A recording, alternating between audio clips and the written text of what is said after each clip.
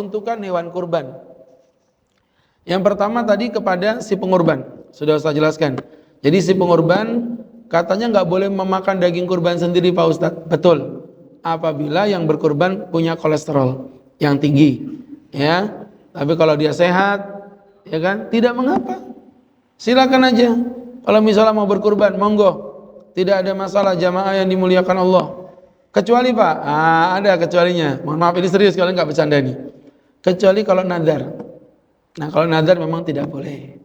Jadi kalau ada orang, saya bernadar, kalau sampai suami saya tidak jadi kawin lagi sama janda sebelah rumah, saya mau sembelih sapi, ya udah Allah. Jadi kalau nadar nggak boleh.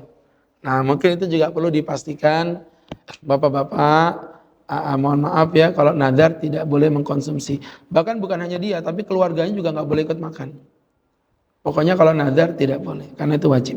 Yang kedua adalah sedekah kepada fakir miskin. Jadi disedekahkan kepada fakir miskin, ya. Dan yang ketiga, nah ini yang unik, orang banyak berdebat di sini. Boleh diberikan kepada sesama. Artinya tidak mesti fakir miskin, tapi prioritasnya tadi ingat nomor 1 siapa tadi? Si pengorban. Nomor 2 miskin. Nomor 3 baru dibagikan kepada sesama, tetangga, kerabat dan lain sebagainya. Gitu Pak. Jadi bapak-bapak yang dimuliakan Allah Subhanahu wa taala, ini yang kadang-kadang kita kurang memahaminya. Ya, yang seperti ini kadang-kadang kita kurang memahaminya. Jadi boleh Pak Ustadz diberikan? Boleh, bebas. Orang mampu juga boleh, cuman non a priority. Sama kayak pertanyaan tadi, boleh nggak berkurban kepada orang non muslim? Emang Imam Malik memakruhkan, tapi mayoritas ulama memperbolehkan.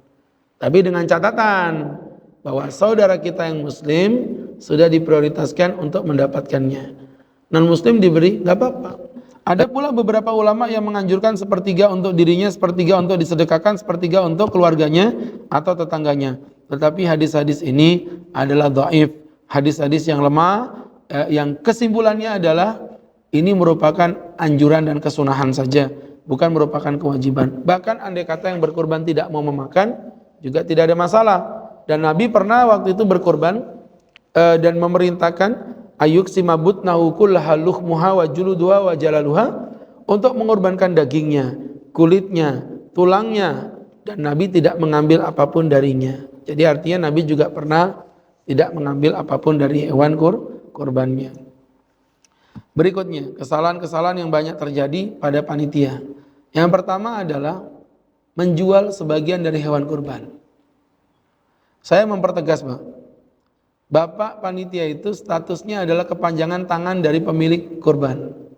Jadi selama daging di tangan Bapak itu statusnya daging kurban. Gak berpindah. Jangan Bapak pikir udah diserahkan ke kami berarti ini bukan daging kurban. Daging kurban itu. Maka karena dia statusnya daging kurban, tidak diperbolehkan menjual apapun dari hewan kurban itu. Dari hadis riwayat Abu Sa'id diceritakan Nabi bersabda, "Wala tabi'u luhumal adhahi." Janganlah engkau menjual daging kurban. Fakulu, tetapi makanlah, wastamta'u bijuludiha, nikmati kulitnya. Wala tabi'uha, dan jangan kamu menjual kulitnya. Begitu Nabi mengatakannya.